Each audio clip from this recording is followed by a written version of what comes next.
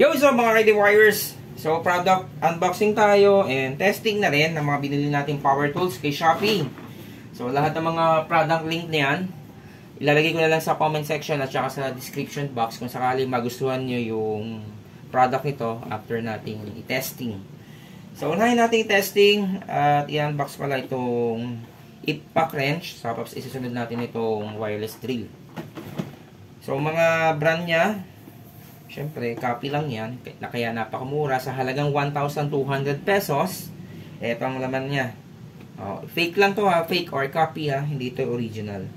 Pero ganun pa man, kahit na copy yan or fake yan or generic brand na kahit anong gawa ng mga power tools na yun, tumatagal na rin naman. Kumbaga sulit na rin. Bago masira man, tingin ko ROI na. Or sulit na. So ito yung laman niya. So, ayan yung pangkabit niya sa harness. Halimbawa, meron kayong belt. Ayan. Saan siya pwede ilagay? So, dito, may tornilyo dito. Baka sakaling... So, hindi ko alam kung saan may ilalagay ito. Tsaka na natin alamin.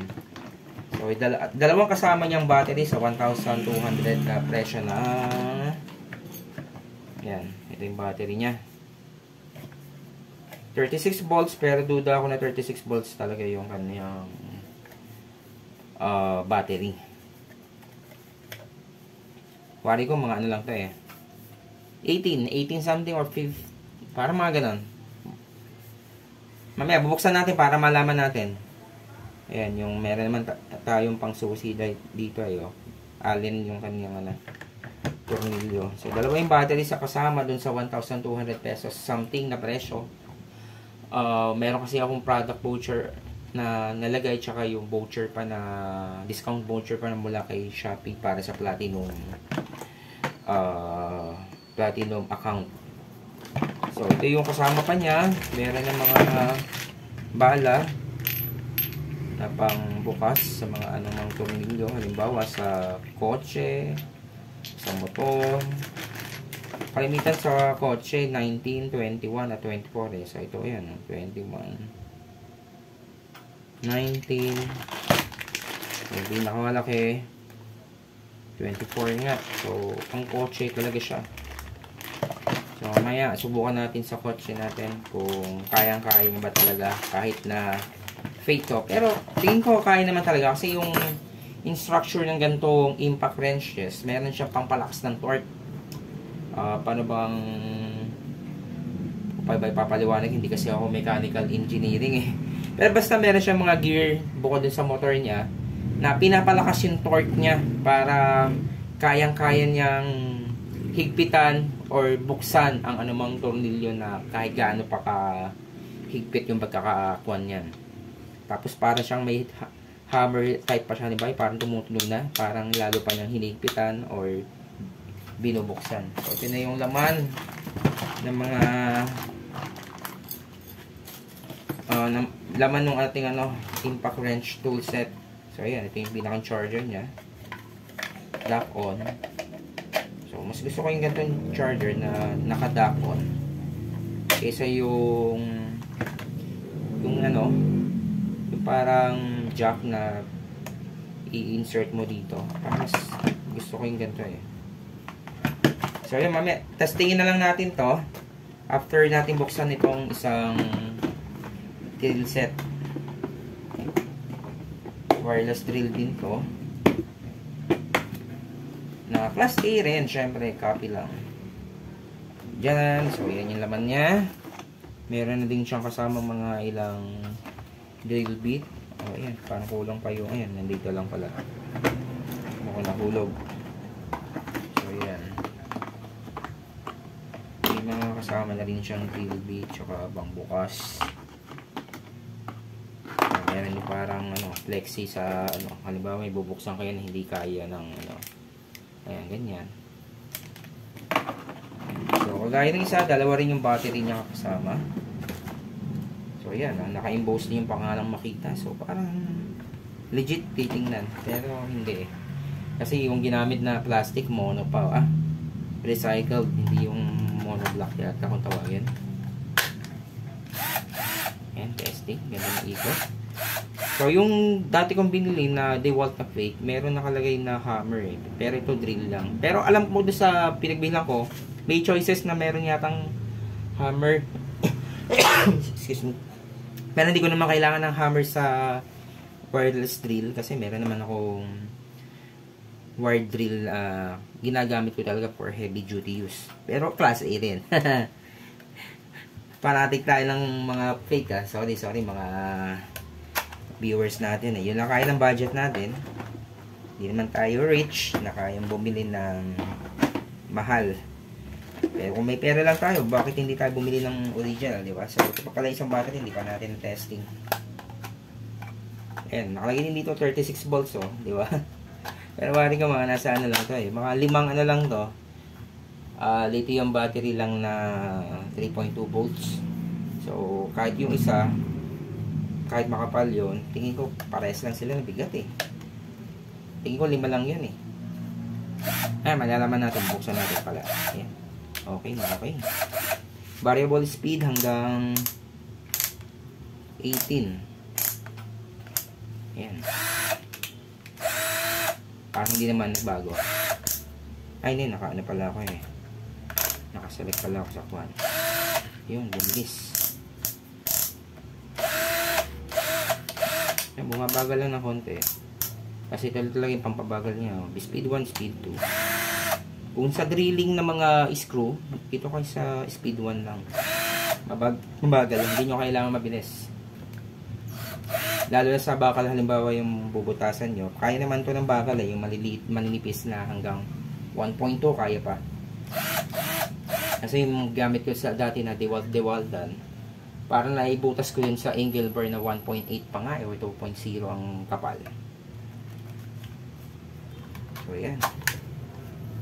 Ito talaga tingin ko 5 battery lang to. Hindi siya 36 volts. So ito yung charger nya. Ito yung sinasabi ko kanina na di saksak lang. Parang mas gusto ko yung dock-on. So yun yung kasama nya. Ang presyo naman pala nitong wireless drill set na ito, parang 800 something lang nakuha ko dahil nga merong voucher tayo yung in-input. Pero kapag yung regular price, parang around 900 yata something eh. Hindi ko na matandaan. So testingin na natin sa ito. Hindi ko na testingin to kasi ano lang naman yan eh, pang drill lang naman natin to sa mga pang light lang ba or yung mga pang tornilyo lang natin. Pero tatagal na to, promise. Basta tama lang yung paggamit nyo. Kasi yung DeWaltan ko na power tool, so 5 years na. Binili ko siya ng 2018 pa yata or 17. Kung nanakaw na, okay pa, gumagana pa. Kaya napabili ako ng mga bagong power tools ngayon kasi nga yung toolbox ko na kung saan nakalagay lahat ng power tools ko, ayun, nawala lahat. Siguro jackpot yung nakakuha nun. So yan, kagaya na sinabi ko sa inyo, bubuksan natin ito kung legit ba talaga. So wala tayong cut ha, dire-diretsong playing lang tayo. So yun, naka 8 minutes na pala tayong nagpapa-video.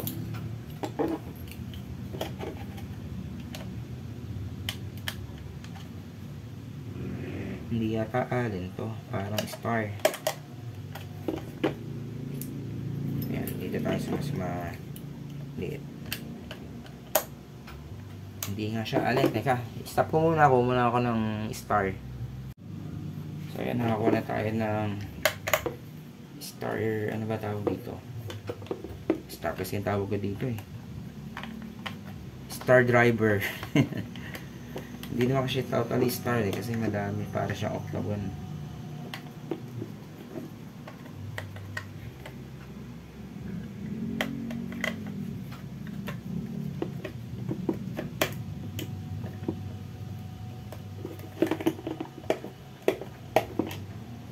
Yun, nakaisa na. Ang hirap mahulog.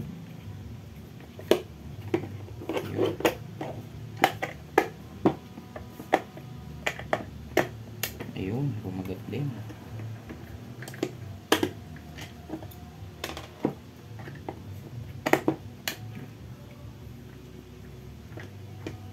Okay. Alauna, alas 2, alas 3. So, ito yung pinakang battery PMS nya. So, yun. Wala nga talagang laman yung baba. Pero gagawin ko, i-upgrade ko yan. Dadagdagan ko yan. Para mas tumagal ang gamit. So, yan na. 3.7 volts pala.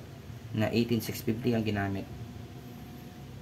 So, buti to, wala yung dami na tawag doon. Yung parang may buhangin na laman. Na parang battery-batterihan. I-upgrade ko na lang to. Dadagdagan ko na lang siya ng battery para mas long last yung gamitan natin. Hindi na kailangan ng charge. Although dalawa naman pa yung battery natin, pero tsaka na. So, subukan na natin to sa sa kotse kung kayang buksan. Kaya sarado ko lang. Teka, bago pala natin sarhan, sukatin muna ulit yung voltahe ng ating battery. So, dahil 5 nga lang yan, mga around na lang yan. Around 15 something, or kulang-kulang 18, parang gano'n. Ayun.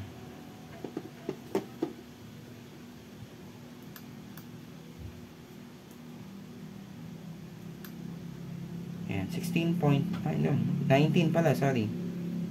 19.5. So, almost ano siya? Almost 20 volts. Kagaya din lang yun ito. Kasi 5 lang din sila eh. So, subukan na natin sa kotse kung makakapagbukas. So, ito mga D-wire, subukan na natin.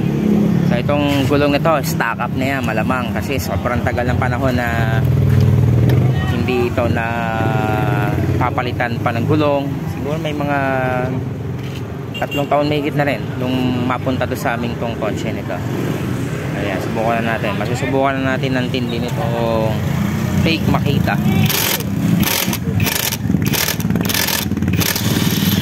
Ayos. Lakas din. Oh. Ano. Balik natin.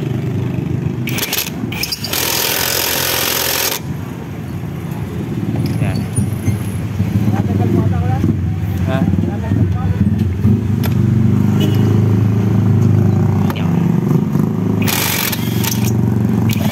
Bilis lang. Ayos.